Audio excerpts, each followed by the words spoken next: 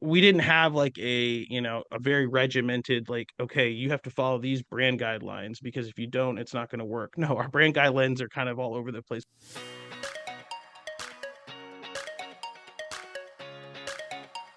Welcome to the Insurance Refocused podcast, where we're highlighting real agent stories and how they are innovating to respond to the changes and challenges happening in the independent insurance industry. My name's Lindsay, and I can't wait to introduce you to my amazing co-host, who just so happens to be my mom, Carey Wallace. Mom, how you doing today?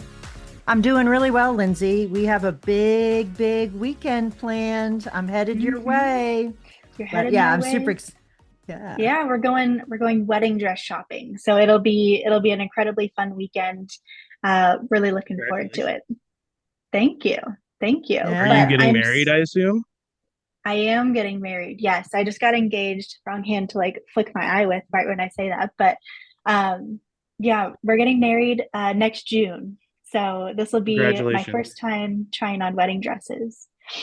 That's exciting. Yeah. My wife and I got married in December of this past year, so I'm fresh as well. Fresh. Well, do you have any big tips? Um, yeah, I think with the wedding especially, there's a lot of things that you're going to stress about. Worry about like the music and worry about Mm, you. Everything else, it doesn't matter. Make sure you're happy, your husband's going to be happy, and the music is good. there you go.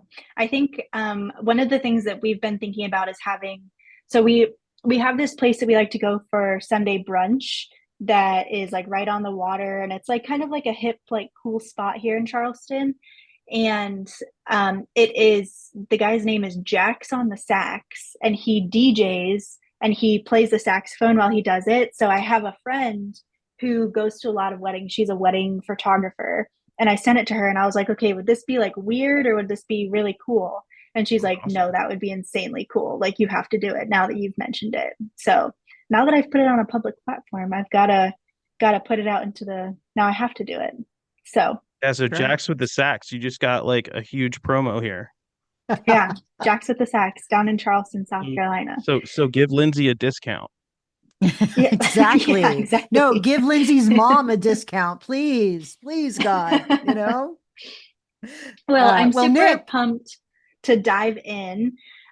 We've got Nick Vitali with us today from All About Insurance. Is that the correct name of your agency?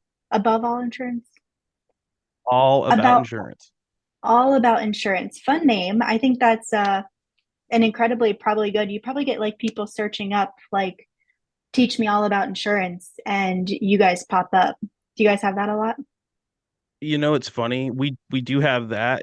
The reason we came up with the name actually goes back to the Yellow Pages. So back in the day when I was a kid, we did all of our marketing in the Yellow Pages and in the phone book. And so whenever you looked up all about insurance, AA put us in the front on the first page of Mm, insurance anytime anybody went looking for insurance. So we could take out a full page ad and have that very first slot. So it was strategic. yeah. I So I love have that. to ask, hang on a second, Lindsay. I have to ask this because I'm allowed to. Do you remember when there were phone books? Honestly, do you truly remember when phone books were delivered and we actually utilized them, Lindsay? I got to know. Oh, me? No, Yeah. no. I remember that there used to be like a school directory that, like, our elementary school, everybody would put their home phone numbers, and I would use that to call people from school. But like a Yellow Pages book, no, I don't remember those days. There's somebody still out there that's dropping them on doorsteps somewhere at apartment complexes, I'm sure. Oh, Oh my for sure, goodness. for sure. But I knew that when you said that, I mean, honestly, I remember phone books because when I was a kid, that's what I used to have to sit on so I could actually reach the table. When you weren't in a high chair, you actually sat on the phone book. And yeah, I was really happy that I didn't fall off of it or anything like that. But that was a thing, Lindsay. Everybody looked in the phone book for numbers.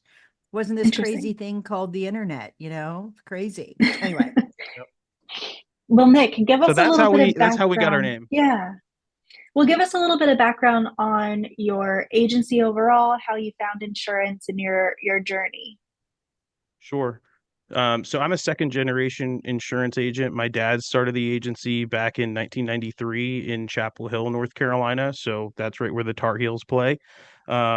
My dad started the agency out of a need, and I've talked about this a few times before, but I'll be brief. He had a really bad back injury, and that was kind of led to a conversation with the claims adjuster when he was talking about the injury with the workers' comp claim, and he said, "Hey, you're going to need a desk job." And my dad kind of took that as, okay, well, what do you do? And that turned into a conversation around getting into insurance. So he had that Hmm. issue back in 91, and by 93 Hmm. he had started a scratch agency with Nationwide.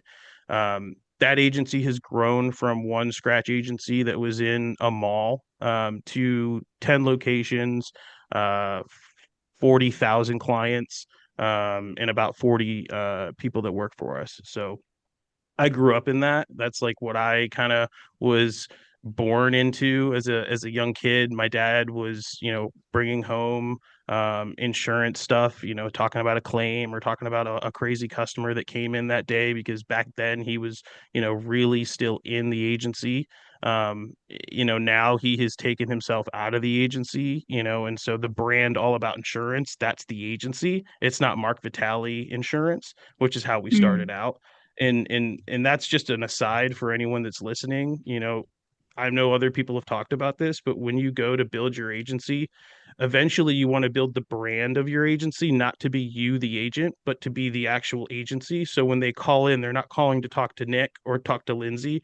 They're calling to just talk to somebody that's an agent or an advisor at your insurance agency. So that's really one of the reasons we changed our name back then, was because my dad didn't want to be the point of contact for all of his clients. He wanted to continue to grow the business, and you couldn't do that and be an entrepreneur and still be the principal agent. So I'm gonna take us off of marketing just for 2 seconds because you said something incredibly powerful that I don't know that everybody may have focused on. But your agency grew from what to what in what period of time? Like that is unreal. Give that to me one more time. Sure. So our agency grew from one location, started in 93. We were a nationwide captive agency. So Mhm.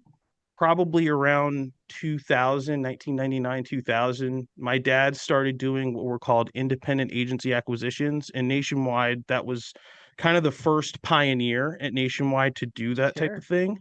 And so he, along with the folks at Nationwide, kind of developed a process to go in and do the due diligence, find and qualify the agency, and then figure out what it's going to take to actually purchase that agency and then roll it into your company. So it's a lot easier. And I know this is something you do. So it's a lot easier than to say, hey, we're just going to buy this agency. But then you have to actually bring it into your, fold. And it was easy with Nationwide, all one system, all one type of policy. So we kind of pioneered that back in the day, and that's where, we got a lot of our growth through acquisition. Yeah, that's fantastic. And there's a lot of people doing that, not just nationwide. There's a lot of people that is their Certainly. strategy. They have an organic growth and they have a growth by acquisition. I'm just curious. I think you said you have over 40 locations now, if I got that number right. 10 I- locations, 10 Oh, locations 10. and 40 Sorry. employees. Oh, sorry. I flipped the numbers in my head. That's not good for a financial person, just so you know. But 10 locations. Um, so did all of the agencies' names change to All About Insurance, or did any of them keep their own names?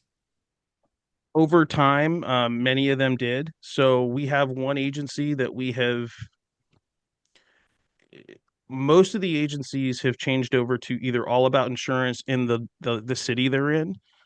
So for example, All About Insurance Chapel Hill, All About Insurance Raleigh. But we have one agency that we purchased. The gentleman's name was Joel Davis.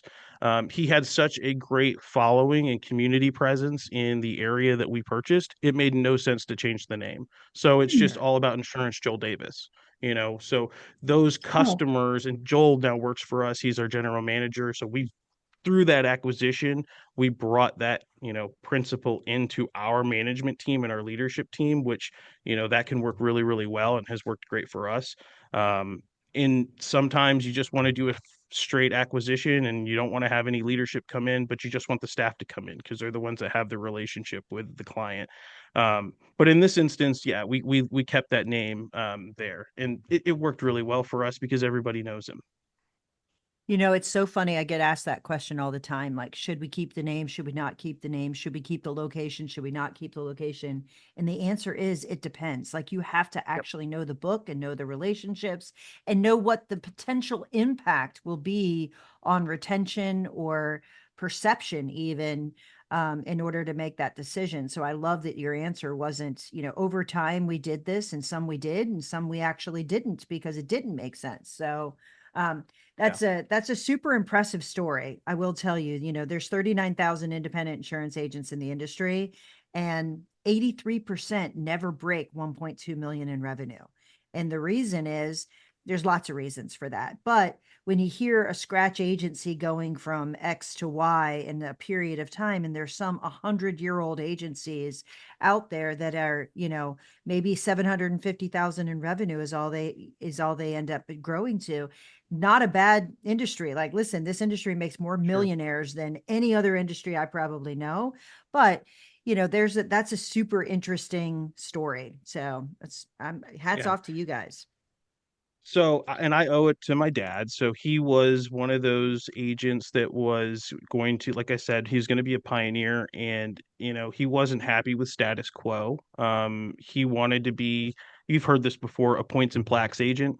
You know, Sure. awards and rec. That's what mattered to our agency. So if there was something to win or someone to beat, like that's what we were trying to do, and that's the culture we created at our agency. And for better or for worse, it's been really good for us. We've created enemies along the way, I'm sure, or maybe not enemies, frenemies. Where Mm, we're cordial, we like working with each other, but at the same time, if I beat you or you beat me, I'm ticked off about it for a day or two because that's just the way the business is.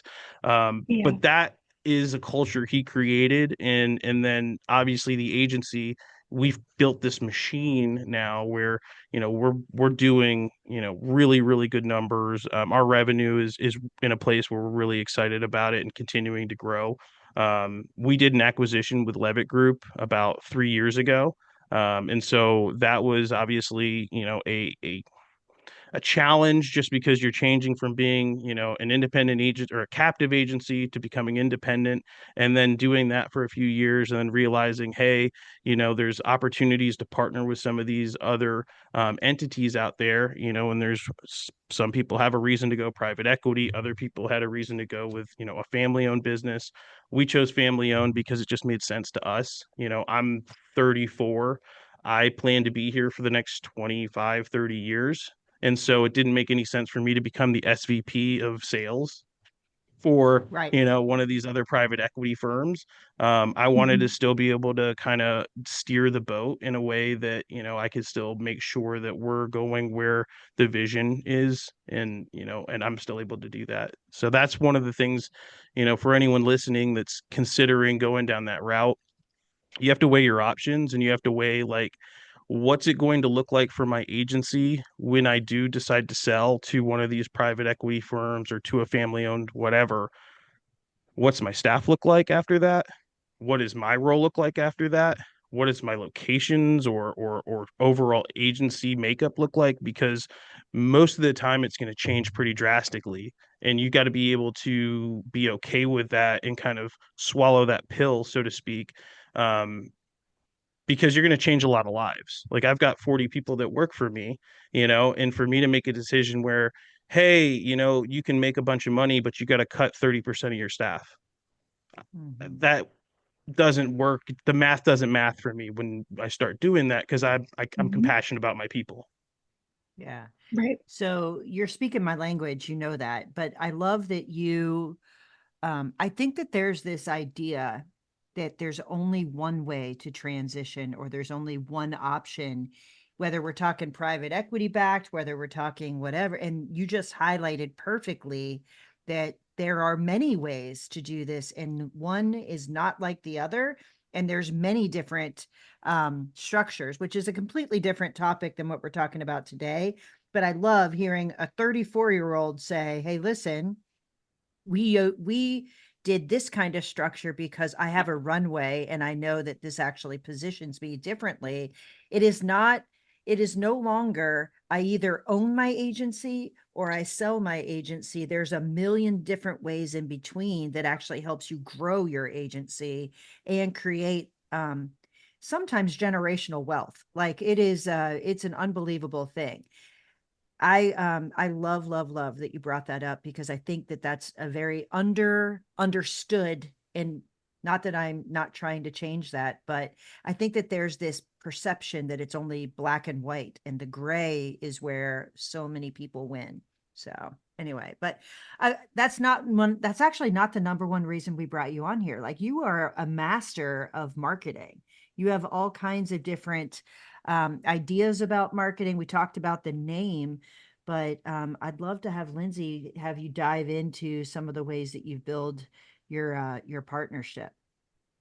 Yeah, one of the biggest things I'm interested in is I've seen a couple of times on your LinkedIn. I think we're connected other places potentially, but you really leverage NIL partnerships, which I think is super unique. I'd love if you could share just a little bit about that, how that idea started and what you actually do. Sure.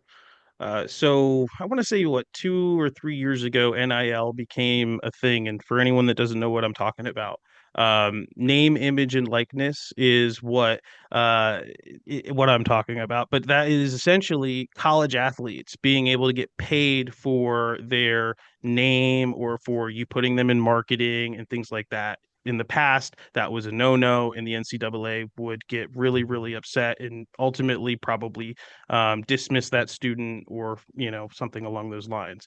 So now that they have the ability to make some money off of their name and image and likeness, there's so many opportunities to go out and create marketing campaigns or content. And so for us, it was we live in Chapel Hill, North Carolina. I have within you know, 30 minutes of me, some of the best college athletes in the country Mhm. between Duke, UNC, NC State, Wake Forest. I mean, so there's so many really good ACC schools and just schools here. It just makes sense. So we made the decision after the NIL kind of became relevant again that we were going to try and tackle this and see if this was something that we could do. We have a radio partnership with a local radio station. And so the very first foray that we had into it was sponsoring a couple of students, athletes, and they got on and they did a radio ad for our agency. And then they also answered a few questions about, hey, what do you like about Chapel Hill? What are your favorite restaurants? That kind of thing. So it's very, very basic. And from there, I kind of looked at that and said, okay, the ROI and what we did there was small, but there's potential, and it got a lot of engagement and it got a lot of impressions. And so how do I turn that into conversion, right? And so and I can go all the way into the nitty gritty if you want, but there are what are called NIL exchanges. And so at a high level, it's like a portal that you can go into. And if you're a college athlete, you can put your name out on that portal and say, I want to do work for whoever, right?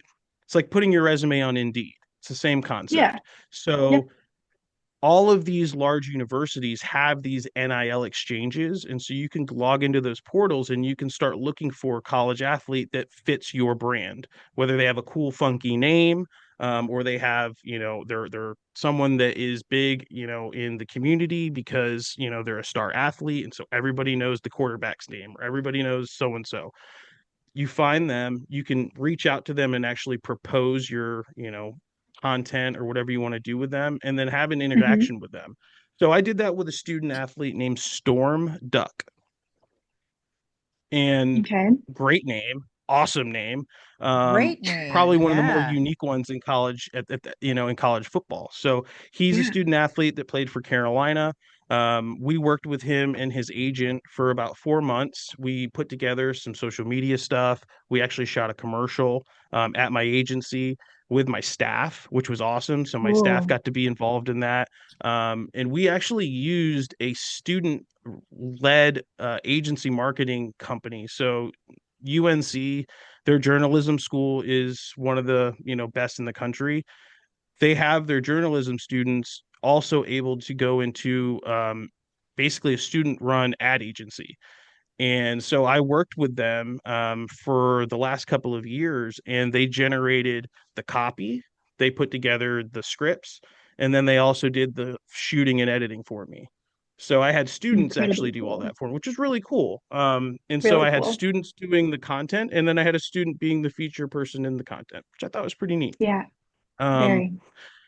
and it's not hard to do. Like if you are in an area that has, a large university or has a local university, more than likely they may not have an ad agency, but they've got a journalism school. Like you can tap into those students in a way, and it's cost effective too, but it's also a really good way for the students to get real world experience working with a company before they ever get out, which is cool too. Yeah. So How did it turn out like driving customers to you though? Do you feel like it was worth it? Would you do it again? yeah, so it was great for exposure. The first one that we did with Storm, we put it out on YouTube and we also did on Hulu. And on Cool. YouTube, it got like 10,000 views in the first week. And I think the Hulu one was a little bit more, I mean, a little less, but it had more engagement. Um, where I made a mistake and I learned from this was I didn't put any tracking phone number or email. I just said, call our phone number and put our website. And I screwed that up. So on the next one that Hmm. we did, I made sure that we did that and I actually got real results. But it also drove for us a lot of engagement in our agency where people were saying, "Hey, I saw your ad on, the morning news." And so that was cool too. And so for us, I feel like we learned from the first time we did it, the places we screwed up. We optimized it on the second time with another student athlete, and I think we did a much better job there. Um, and so for return on investment, it was like about $5,000 for what I proposed to the athlete and then for the videos and shoots and everything. And we Hmm. probably wrote, you know, I don't know, probably a couple hundred policies off of it. Wow. So, I mean, Yeah. that pays Yeah, for itself. totally. Yeah.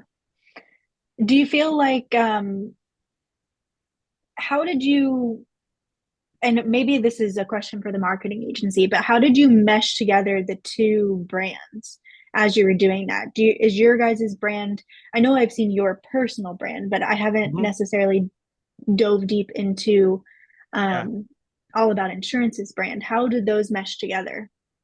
So our brand is, especially from from a marketing standpoint, has always been a little out of the box, and that's been a way to differentiate ourselves from some of our competitors and some of the folks in our area. So when my dad was, first started doing TV ads, we had some of the like more funky ones where it actually stick in your head because it had somebody in a banana suit, like in a ninja suit running around and stuff. So that kind of that kind of marketing has always been something that's we've been good at, and so we Yeah. lean into that. We lean into humor. We lean into the oddities and things like that because that's what people seem to remember. Hmm. And so for us, that's meshing the brand of Storm or Cedric was easy because we didn't have like a very regimented like, okay, you have to follow these brand guidelines because if you don't it's not going to work. No, our brand guidelines are kind of all over the place. They're All over the place. superfluous. Yeah. Out the window. Yeah. And that works. I mean, like I still like to have a specific brand cadence, but at the same time, I picked these student athletes specifically because, his name was so unique. Storm's name specifically was so unique. And then the other gentleman that we did, Cedric Gray, he was going to be I mean, he's a second round pick or third round pick in the NFL draft. So, I mean, he Oh, just had a wow. really high profile name. People knew who he was. He was on the whatever, the Nagurski Award, whatever it is for linebackers. So anyway, Cool. that's where kind of aligning with someone who's really good at what they do, super talented, it kind of aligns well with an agency that wants to be the best at the best and things like that. So it worked well for us.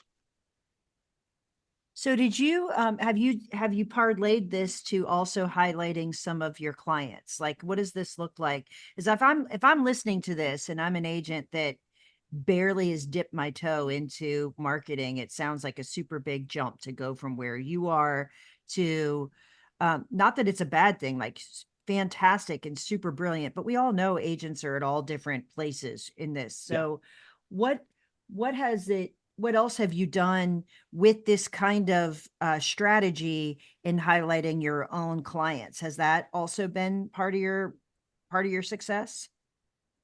So I haven't done anything specifically for my clients other than we obviously do a lot of marketing around our user reviews and things like that. Okay. We get a lot of, we get a lot of good Google reviews, and so we market around that. Mhm. We leverage that kind of stuff a lot. But as far as putting them in our ads or anything like that, we haven't gotten that far yet. But you just sparked an idea for me. I think it's, I think sometimes with agents, it's hard to think about the way out. It's easier to think about baby steps going out and Sure. thinking about how to do that, right? And so, and I'm also thinking, you know, from my perspective, agents that get really, really focused on a niche or and something that a carrier that they're with really likes to write are very successful because they can be incredibly efficient. So if you mine your book and say, this is where we're super successful, this is where it's incredibly profitable, we know that this is our ideal client, and then start marketing around that, you attract what you put out there, right? Sure. So it could be a cool thing. Yeah. And so, just to give a little bit of context, so my agency is a personal line shop for the most part. We're about 85-15 personal lines, commercial lines. The bread and butter for us is private passenger auto. So we do a shitload of cars. Yeah. So volume is what we're doing. And so that's why for us, having our marketing being very, personal lines focused and being kind of that more hokey kind of, capture their attention and make sure they remember us when they have, their bill come up and they go, "Oh my God, this is so expensive." Wait, I remember I just saw that stupid commercial from All About Insurance. Let me give Yeah. them a call. And that's kind of the way that we try to have it work for us. I mean, we do our marketing on social media too. Um, but I'll be honest, I suck at Facebook. I used to be really good at it and I don't do it anymore. And now that everything is like Instagram, TikTok, and all that, you don't want to see me dance. So that's not like a place where are at. So that's why I'm on LinkedIn. And that's why I do Hey, a lot Nick, of you the never content that I know. do on LinkedIn. You never know. That might be the thing that gets you all the likes and all the reach. You dancing might be the thing. You never It, know. it, it very well may be. It probably isn't going to happen though. Well, you are the one who said that the band is the most important part of a wedding. I'm assuming if you have I that viewpoint, you probably danced pretty hard that night. I I will dance for a wedding all night long. You won't get me off the dance floor. For social media, I'll be probably too embarrassed to do it, but you never know. Yeah. Well, we just need a I've camera to done follow you more around all about the self-deprecating things on social media than that, so who knows? You and me both. You and me both. wedding. Very So true. tell me, what about this marketing? Obviously, your growth strategy was to grow by acquisition. How is the marketing strategy that you have helped you Mhm. continue that growth by acquisition? So part of what I put out on LinkedIn and part of the content that I create is, and you may have picked this up, is I am trying to share almost a behind the curtain on how to run an agency and how to run it using technology and how to run it efficiently and effectively because there's all these Mhm. different tools and things that you can use to make your agency run well. I find that a lot of the agencies that I talk to, especially the ones that I talk through acquisition, they're not doing those types of things. They're not texting their customers. They're not, keeping a up-to-date website or anything like that. And you mentioned the 39,000 insurance agents. I think from an independent standpoint, you're right. There's so many people not taking advantage of some of those things and technology. I mean, InsurTech is freaking huge. The industry itself, there's so many different tools out there that you could tack on to your tech stack.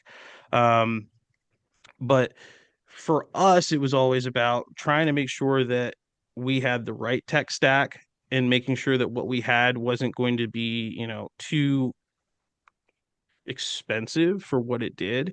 And so for agencies that are out there, I would just say, you've got to really look at your agency and figure out what do you need to make your people more efficient, right? And make your team, more efficient. or make your customer experience more efficient, like, or make your leadership experience more efficient. Like, that's why we went on Agency Zoom originally, is because I needed leadership reporting and I wasn't getting it from AMS 360. So like picking your tools, I think is really, really important to making sure you don't get this hodgepodge, of stuff. And then you're spending a ton of money on stuff that doesn't talk to doesn't talk to one another, Oh, yeah. and you're putting things in multiple places, and that just doesn't work. So the marketing from that also, your marketing needs to drive all those things. So like Agency Zoom is a great piece of technology, but it's also a marketing driver for us. It does a ton of outreach for us. Mhm. And so having tools that have, duplicity and do different things is also really, really important. Super important. I think knowing what you are, again, that generalist agency, it's really hard to know what you are and actually pick and focus. The fact that we are personal lines, we are high volume, we are, we need to do these things and do them really, really, we need to do them better than the average Yep. agency that's 50% commercial lines, 50% personal lines, because as personal lines getting squeezed, you've got to be able to do it super efficiently in order to make it profitable. So Yep. that's the key. Like so many times people ask me, well, do you have to be heavy commercial lines in order to be a profitable agency? The answer is no. What you need is to be super focused, where you can design your infrastructure, your team, and everything around it, where you can drive as much efficiency and profitability as you possibly can. But that could be in any structure other than we write anything that comes in the door. Like, that's a really difficult place to get super efficient. It just is, right? It is, and I'll be honest. So that was always my dad's philosophy. If it walks through my door, I want to sell it. Period. I don't want anyone walking out of my office. And you know what? You shake your head, and I get it. We've made it work. We've made it work profitably. We've made it work efficiently. But it is not easy, and it is very difficult. And I get that for a lot of agencies to say, well, I want to focus on everything. I get it. It's not easy. That's why you have to have people that are good at what you're not good at. And so our staff, Sure. that's where they shine, and that's where I have really, really good people. That's why I have 40 people that work for me, because I need to have those different levels of expertise in different fields. But I don't want any piece of business to come into my agency and leave without a policy. And I know that sounds, to someone that's listening, may sound like, dude, you're freaking crazy. You need to pick and choose. You need to have an 80-20 rule, and you need to worry about your top 20% and forget the other 80. I get that. But I have a hard time letting go with that. And at the same time, I've seen that it can work. And so I hear the people that say that, but then I'd say, come into our agency, come see what we're doing, and then tell me that it doesn't work. Well, the only correction I would make in what you said is not forget about the rest, but manage how you engage with the rest so you can be as For efficient sure. and profitable as possible. I don't forget any of my clients. And trust me, my clients do not all look the same. But I think you have to have a solid strategy in order to make sure that you can continue to run Yeah. profitably and efficiently, right? So Without a yeah, doubt. I'm gonna Without, you I'm got to gonna still say have we your are eye in on an those rev almost ops. agreement. Yeah. I would say we're almost in agreement on that, right? Let's go there. Totally. Totally.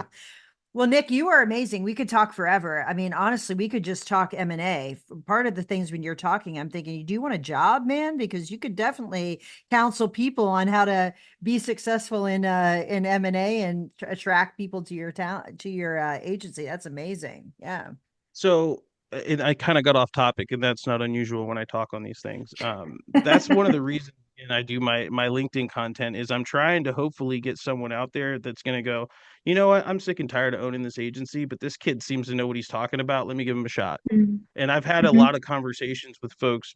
I use outbound, marketing to target different agencies, and so there's probably people that are listening to this that they've gotten my emails before, and if you're in North Carolina, you definitely have. And I'm not the one sending that. I just want you to know I have automation that's doing all that for me. Um, but I've come up with a process, and I've honed it because my dad has done the hard work and heavy lifting on this. I by no means think that I did this on my own. I watched someone, forge their way through this for 25 some odd years and do 20 some odd acquisitions. And so part of it is that innate kind of watching someone else do it and being involved with it, and then the other side of it is now taking the reins from him and trying to add my own digital spin to it, knowing that sending out a postcard like this doesn't work anymore. I have thousands of these postcards still that I'll never send again because now I do everything through cold email and cold call. Yeah. Um, and it still works. I mean, literally my cold emails get 95% open rates. Wow. That's crazy. That's incredibly high. And it's not a joke. Like I'll show you my Apollo. You can see it. Yeah. Oh my gosh. Well, we could do an entire separate podcast on just that, like sales tactics that work. Absolutely love how you've taken lessons you've seen your dad,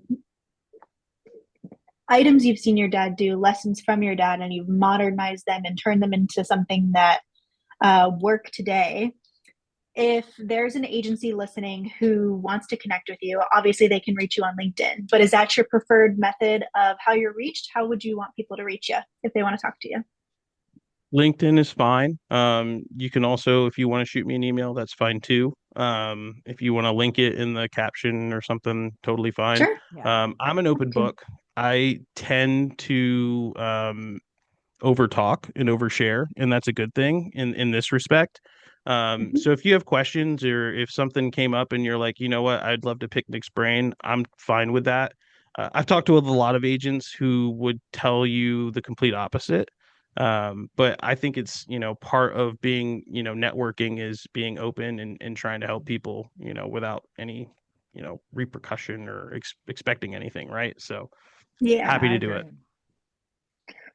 Well, thank you so much for coming on. Super enjoyed getting to know you a little bit better, knowing a little bit about your story, and hope we do this again. We could do like 5 more podcasts, I feel like. Nick, it was great meeting you. It was very good to meet you both. Thank you so much for having me. Thanks so much for tuning in to the Insurance Refocused podcast. If you enjoyed the episode, please be sure to hit subscribe and leave us a review so you'll never miss us. Want to learn more about how Agency Focus can help you grow your agency? Head to agency-focus.com or email Carey directly at carey@agency-focus.com. If you need to get in touch with me, feel free to shoot me an email at lindsay@agency-focus.com. Thanks so much for tuning in. We'll see you next week.